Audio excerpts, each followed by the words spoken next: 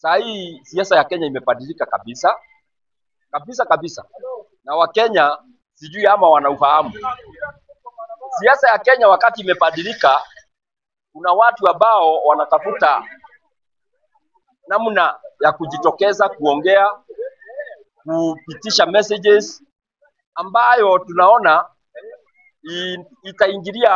itaingilia mpaka watu hawafai kuingiliwa.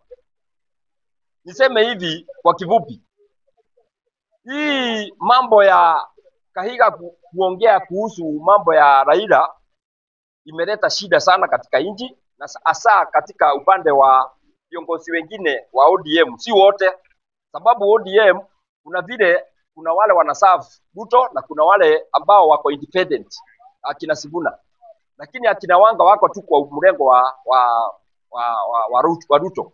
So hawana namna ya kujitokeza waongee mbele ya watu, so lazima watafute kitu waongee, wasikike wameongea.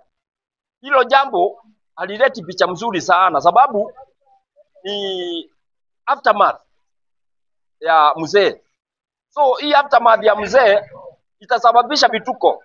Mimi nina uhakika hii siasa imeingizwa kwa Kahiga, alafu ikaingizwa kwa Gachagua, haikuvaa hivyo, sababu ukiangalia Kahiga ni wa mrengo wa UDA na Gachagua ni DCP. So Gachagua anakujia wapi kwa maneno ya Kahiga? Unajua siasa zingine lazima mfanye mahesabu, mjue ni nini kinaendelea. So mimi naona Gachagua asihusishwe hapo hata kidogo. Kusema ni mshirika wake, ni rafiki yake, wametoka kaunti moja, sio kusema eti Gachagua ndiye aliambia Kahiga aende aseme vile alisema.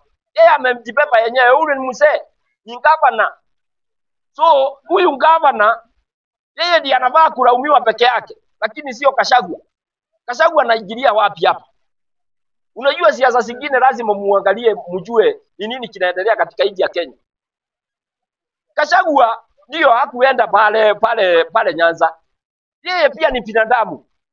Ukumbuke akikuja kufanyiwa impeachment, hawa wanachama wa ODM ndio walimfanya impeachiwe, ndio walimpigia makelele sana na akakuwa impeached.